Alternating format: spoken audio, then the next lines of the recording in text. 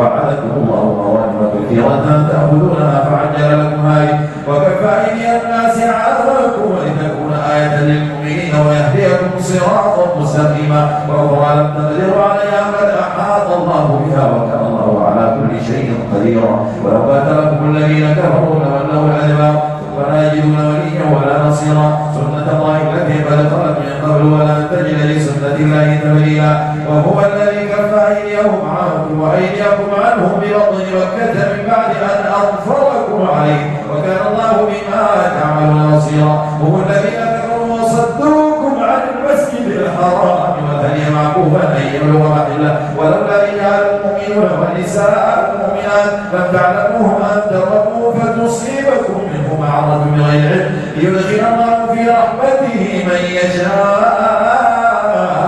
لو تزينوا لعذبنا الذين كفروا منهم عذابا أليما جعل الذين كفروا في قلوبهم حمية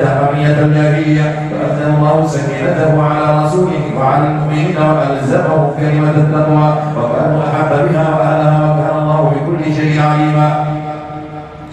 لقد صدق الله رسوله الرؤيا بالحق لتدخلن المسجد الحرام إن شاء الله آمنين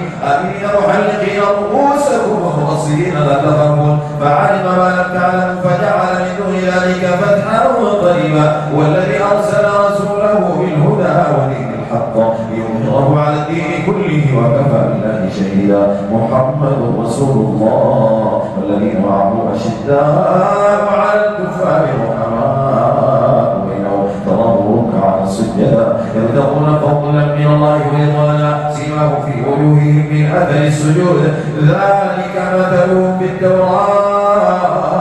ومثلهم في الإنجيل كزرع أخرج شطأه فآزره فاستوى على سوقه يعجب الزراع ليغيظ بهم الكفار وعد الله الذين